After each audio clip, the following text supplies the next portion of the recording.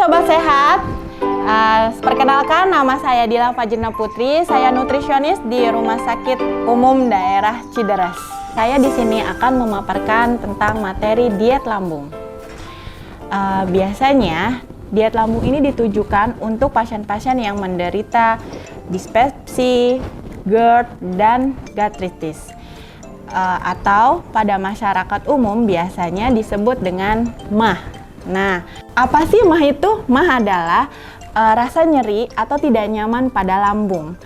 Setiap makanan yang kita konsumsi akan dicerna di dalam tubuh, yang kemudian proses pencernaannya itu dibantu oleh enzim pepsin dan renin yang bercampur dengan asam lambung.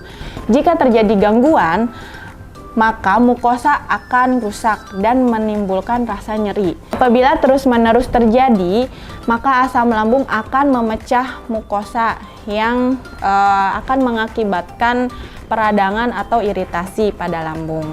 Sehingga terjadi kondisi inilah yang disebut dengan sakit MAH. Nah, di sini saya akan sedikit menjelaskan tentang makanan yang diperbolehkan. Yang pertama, makanan yang mengandung sumber karbohidrat. Makanan yang mengandung sumber karbohidrat itu tidak hanya dari nasi, seperti kita tahu ya, dari kentang, dari tepung-tepungan, dari crackers atau biskuit, itu juga sebagai sumber karbohidrat.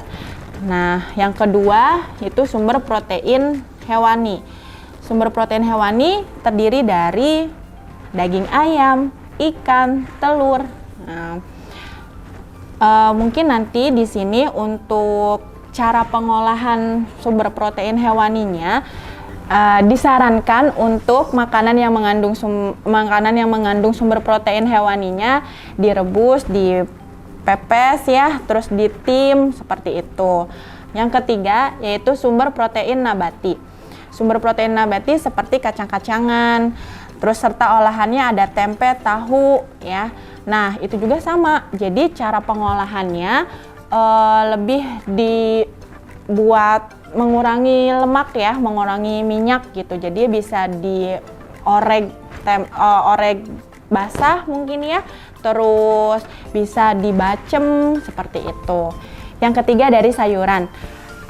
Disarankan untuk tidak memilih sayuran yang mengandung gas. Salah satunya contohnya yaitu sayuran wortel, labu siam, jagung semi, terus buncis, kacang panjang, toge itu nggak apa-apa. Nah, untuk yang terakhir yaitu buah-buahan. Yang diperbolehkannya buah-buahan yang tidak asam seperti pepaya, melon, semangka, alpukat, terus buah naga itu nggak apa-apa ya. Yang selanjutnya makanan yang tidak diperbolehkan. Yang pertama tadi ada sumber karbohidrat. Sumber karbohidrat tadi kan udah dijelaskan ya, ada bagian-bagiannya. Nah, paling cara pengolahannya aja nih. Cara pengolahannya sama, misalnya tadi kan sumber karbohidrat lain itu seperti kentang. Nah, kita batasi kentang yang digoreng, mungkin bisa diganti dengan yang direbus gitu ya, dipanggang, itu nggak apa-apa. Yang kedua, sumber protein nabati dan hewani itu sebaiknya diolah tidak terlalu banyak menggunakan minyak. Seperti misalnya yang di minyak-minyak itu yang digoreng-goreng, yang dibakar-bakar seperti itu.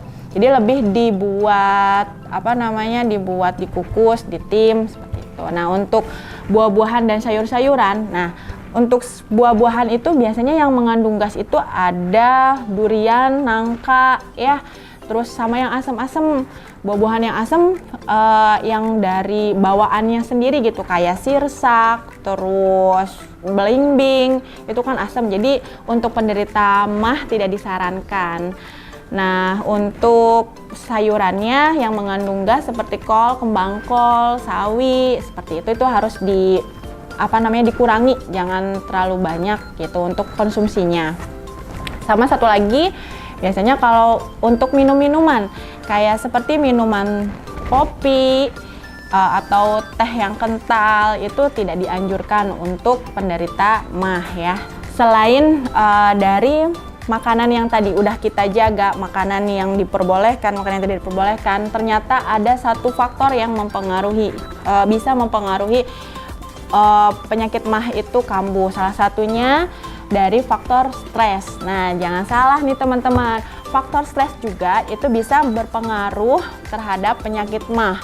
Jadi selain misalnya kita udah ngejaga pola makan kita ya, pola makan udah teratur sehari 3 kali dengan 2 kali selingan, tidak makan makanan yang pedas, yang asam, yang bergas, tapi kita masih ada atau kita belum bisa mengendalikan faktor stres kita, itu akan meningkatkan asam lambung di dalam tubuh. Jadi untuk teman-teman semuanya harus mengendalikan stresnya ya. Untuk teman-teman semuanya, saya ada sedikit menu sehari untuk diet lambung. Untuk menu diet lambung bisa lihat di sini.